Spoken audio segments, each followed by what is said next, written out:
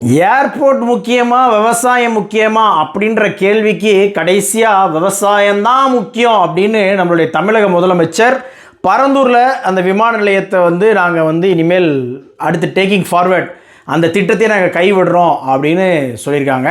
So அதுக்கப்புறமா பார்த்திங்கன்னா பலவிதமான சர்ச்சைகள், சீச்சி அப்படின்னு இந்த பக்கம், சி போ அப்படின்னு இந்த பக்கம் அப்படின்னு சொல்லி சட்டசபையில் பயங்கரமாக காராசார விவாதங்கள்லாம் ஒரு பக்கம் நடந்துகிட்ருக்கு. பட் நமக்கு என்ன கேள்வி அப்படின்னு சொன்னால், நான் திருப்பியும் சொல்கிறேன், இது ஒரு கேள்வி.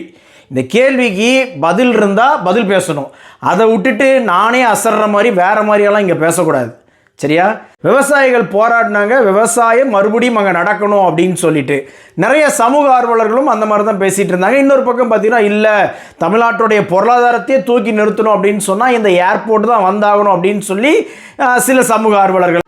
இப்படி ரெண்டு பக்கமும் நடந்துக்கிட்டு இருந்தாலும் நேற்று நம்ம முதலமைச்சர் இதை அறிவித்ததுக்கு அப்புறமா இன்னைக்கு காலையில் பரந்தூர் விவசாயிகள் அந்த போராட்டம் பண்ணாங்க இல்லையா, அவங்களாம் நம்ம முதலமைச்சரை பார்த்து பயங்கரமாக ஸ்லாகிச்சு அவங்களுக்கு பொன்னாடெல்லாம் போர்த்தி வெளியே போன ஆட்சி எங்களை கண்டுக்கவே இல்லை, இந்த ஆட்சி எங்களுடைய கோரிக்கையை நிறைவேற்றிட்டாங்க, விவசாயத்தை காப்பாற்றிட்டாங்க, விவசாயத்தை காப்பாற்ற வந்த முதலமைச்சர் வாழ்க அப்படிலாம் சொல்லிட்டு போன கொஞ்ச நேரத்துலேயே இப்போ என்ன பிரச்சனை அப்படின்னா, நம்ம தொழில்துறை அமைச்சர் கீர்த்தனா இருக்காங்க இல்லையா, அவங்ககிட்ட எதிர்க்கட்சிகள்லாம் கேட்டாங்க, இப்போ நீங்கள் கையகப்படுத்தின நிலத்தை உங்கள் கையில் வச்சுருக்கிறீங்க, அது திருப்பி மக்கள்கிட்ட கொடுக்க முடியாது, ஸோ அந்த இடத்துல என்ன பண்ண போகிறீங்க அப்படின்ற அந்த கேள்விக்கு நாங்கள் அங்கே விவசாயத்துக்கு எந்த பாதிப்பும் வராமல் இண்டஸ்ட்ரீஸ் கொண்டு வருவோம் அப்படின்னு ஒரு விஷயம் சொல்கிறாங்க.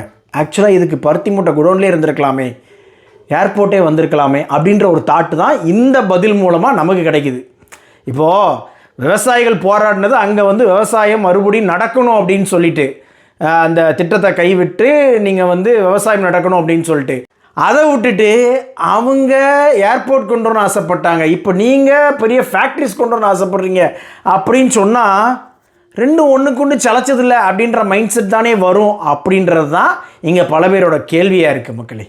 நான் இப்போவும் சொல்கிறேன், விவசாய நிலங்களை அழிச்சிட்டு எந்த ஒரு முன்னேற்றம் இங்கே ஒன்றும் கழட்ட போகிறது கிடையாது அப்படின்றது தான் என்னுடைய நிலைப்பாடும். ஸோ இந்த திட்டத்தை கைவிட்டது ஓகே, ஆனால் அதில் மறுபடியும் ஃபேக்ட்ரி கட்டுவோம் அப்படின்னு சொல்கிறது நீங்களே பதில் சொல்லுங்கள் மக்களே.